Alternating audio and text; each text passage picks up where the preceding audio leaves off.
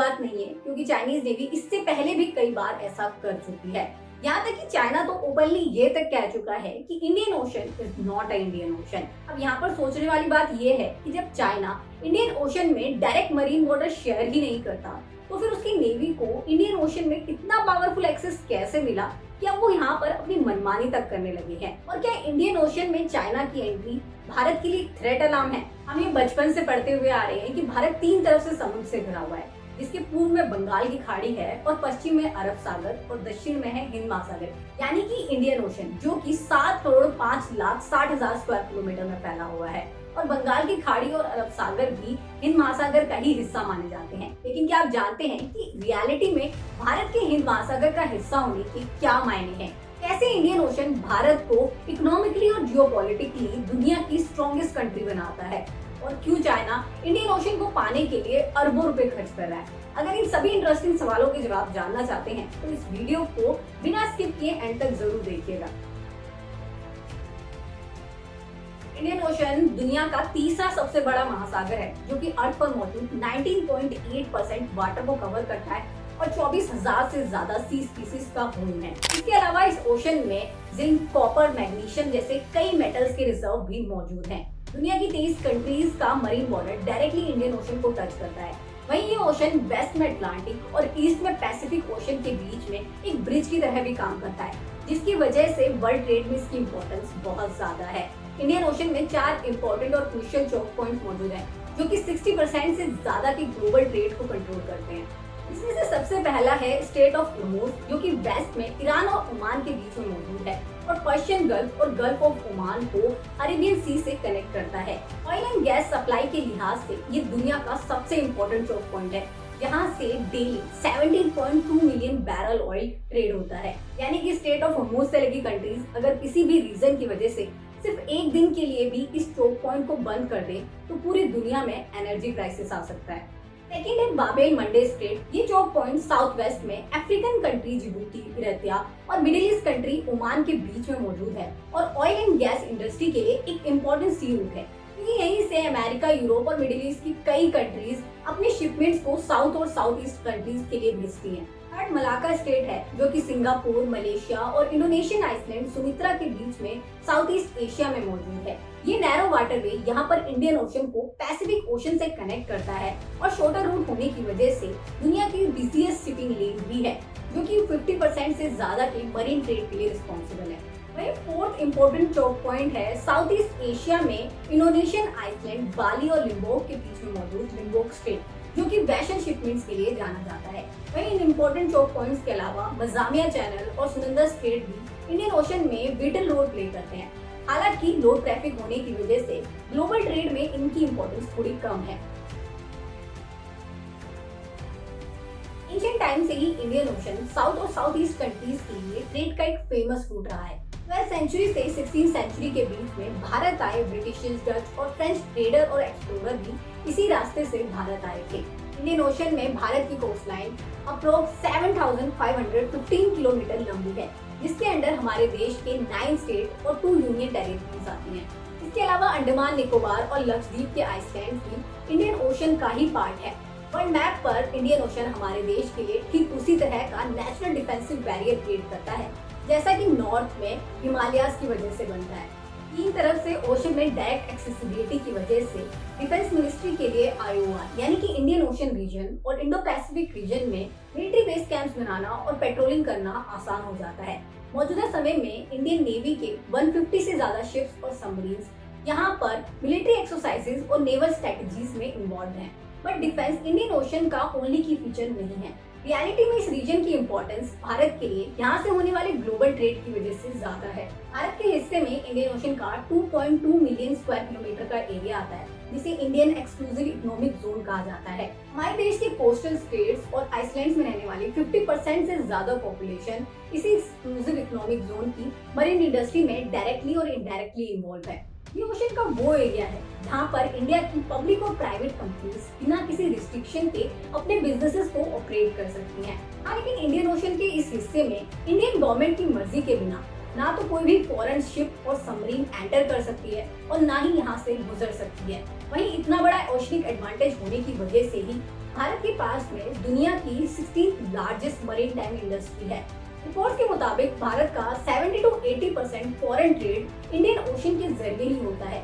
Specially export import industry का आधे से ज्यादा बिजनेस इसी ओशन पर डिपेंडेंट है।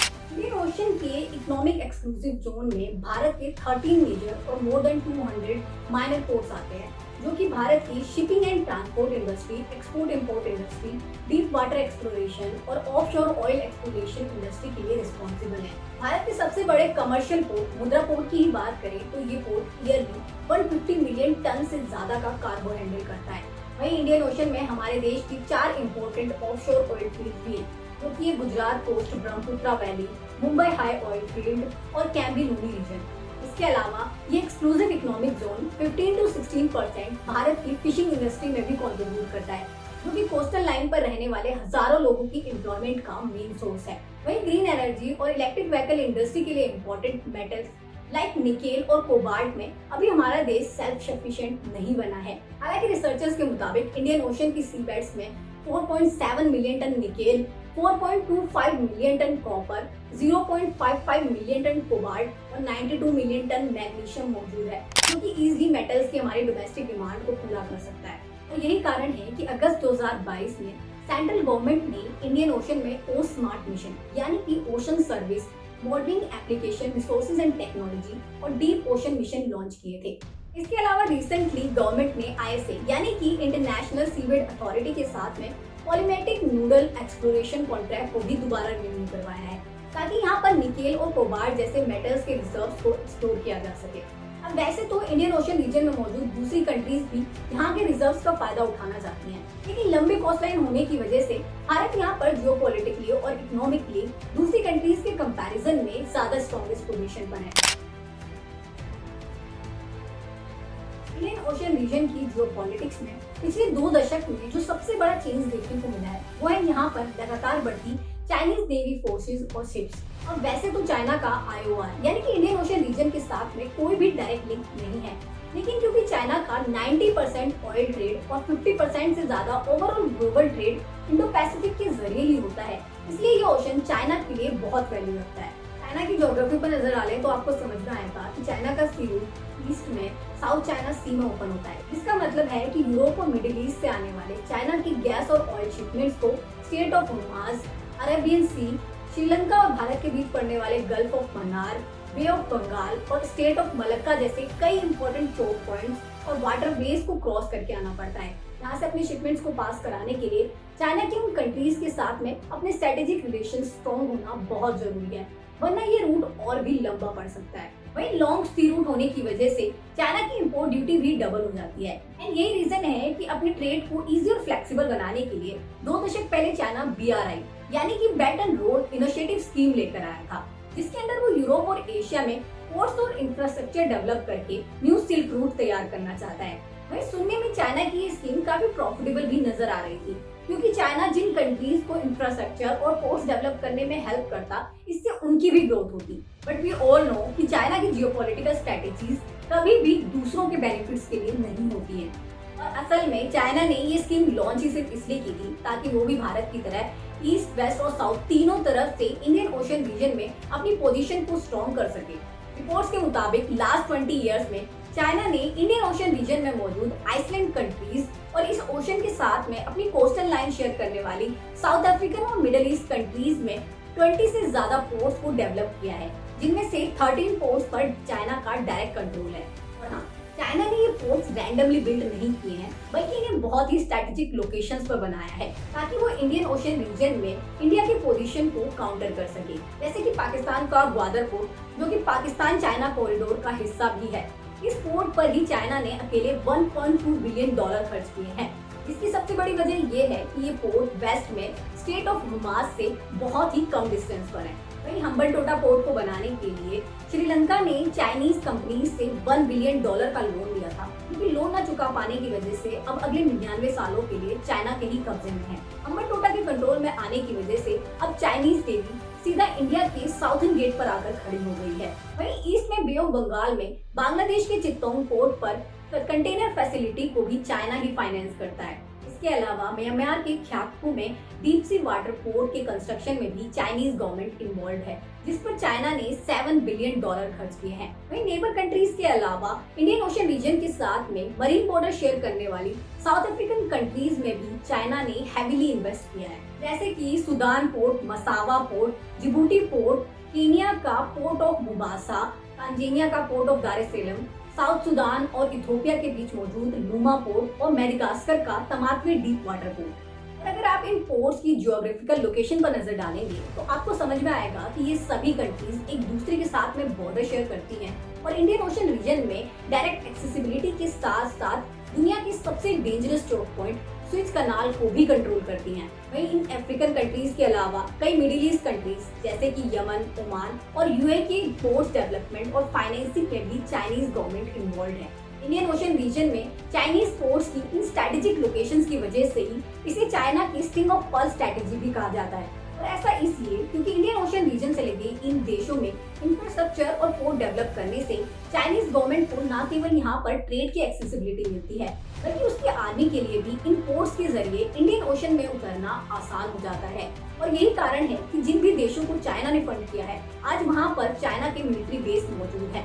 स्पेशली साउथ अफ्रीका की मोस्ट ऑफ द कंट्रीज में आज की डेट में चाइना के सीक्रेट नेवल और आर्मी बेस कैंप मौजूद हैं। और क्योंकि चाइना के साथ में BRI प्रोजेक्ट में इन्वॉल्व ज्यादातर कंट्रीज चाइनीज गवर्नमेंट की डेप्थ पॉलिसी के नीचे दबी हुई हैं, इसलिए इंडियन ओशन रीजन में चाइनीज गवर्नमेंट के लिए अपनी मनमानी करना और भी आसान हो जाता है, जो सिर्फ न केवल इंडिया के लिए बल्कि अमेरिका, ऑस्ट्रेलिया, जापान जैसे कई बड़ी कंट्रीज के लिए भी एक मेजर कंसर्न है। शुरुआत में जो भारत से गलती हुई वो ये कि उस समय इंडियन ओशन रीजन को लेकर हमने अपनी एडवांटेजेस को और इंक्रीज करने की कोशिश नहीं की। अगर 2000 के दौर में जब चाइना ने नेबर कंट्रीज को पोर्ट और इंफ्रास्ट्रक्चर के लिए फंड करना शुरू किया था, उस समय अगर भारत ने इंडियन ओशन रीजन को लेकर कोई स्ट्रॉन्ग डिप्लोमेटिक डिसीजन लिया होता तो शायद कहानी थोड़ी अलग हो सकती थी। लेकिन चाइना और पाकिस्तान के साथ में बॉर्डर कॉन्फ्लिक्ट और टेररिज्म की वजह से आज भी हमारे देश की 50% से ज्यादा मिलिट्री नॉर्थ और नॉर्थ ईस्टर्न पार्ट पर डिप्लॉयड है, जबकि फ्यूचर में भारत के लिए real concern Indian ocean region होगा। लेकिन ऐसा नहीं है कि चाइना को रोकने के लिए गवर्नमेंट कुछ भी नहीं कर रही है। चाइना की BRI स्कीम को भारत सागरमाला के जरिए काउंट कर रहा है, जिसे साल 2015 में गवर्नमेंट ने शुरू किया था। स्कीम के जरिए सेंट्रल गवर्नमेंट कोस्टल स्टेट्स की डेवलपमेंट, न्यू पोर्ट्स और new multi modal logistic parks की डेवलपमेंट पर $8.7 ट्रिलियन खर्च कर रही है। और सिर्फ इंडियन पोर्ट्स ही नहीं बल्कि foreign countries like Iran, Oman और सिंगापुर जैसे देशों में भी भारत ने पिछले कुछ सालों में अपने पोर्ट्स को डेवलप किया है। चाइना को काउंटर करने के लिए भारत ने पिछले कुछ सालों में नेकलेस ऑफ डायमंड स्ट्रेटेजी के जरिए साउथ चाइना सी, जो कि चाइना के मरीन ट्रेड का प्राइमरी ओशनिक जोन है, वहाँ पर अपनी प्रेजेंस को और ज्यादा स्ट्रॉन्ग किया है। वहीं इसके अलावा इंडियन ओशन रीजन में चाइना की बढ़ती मिलिट्री पावर को रोकने के लिए साल 2007 में भारत ने जापान, ऑस्ट्रेलिया और अमेरिका के साथ मिलकर क्वाड यानी कि quadrilateral security dialogue organisation form की थी, जिसके अंडर इन कंट्रीज की फोर्सेस मिलकर इंडो पैसिफिक रीजन में मालाबार मिलिट्री एक्सरसाइजेस होस्ट करती हैं, जो कि यहाँ पर चाइना की मिलिट्री पावर को वीक करता है। लेकिन फिर भी इंडियन ओशन रीजन में अपनी प्रेजेंस को याद दिलाते रहने के लिए चाइनीज नेवी फोर्सेस अक्सर सीबेट्स की रिनेमिंग जैसी हरकतें करती रहती हैं। खैर, अब आप हमें कमेंट करके बताइए कि क्या भारत की इंडियन ओशन को लेकर जो करंट स्ट्रैटेजीज और पॉलिसीज हैं वो चाइना को यहाँ पर रोकने के लिए काफी हैं, या फिर आपको लगता है कि सेंट्रल गवर्नमेंट को अभी और कई स्ट्रिक्ट डिसीजंस लेने की जरूरत है। वहीं अगर वीडियो इन्फॉर्मेटिव और इंटरेस्टिंग लगा हो तो इसे लाइक शेयर करना मत भूलिएगा और ऐसे ही अमेजिंग वीडियोस के लिए चैनल को भी प्लीज सब्सक्राइब कर लें।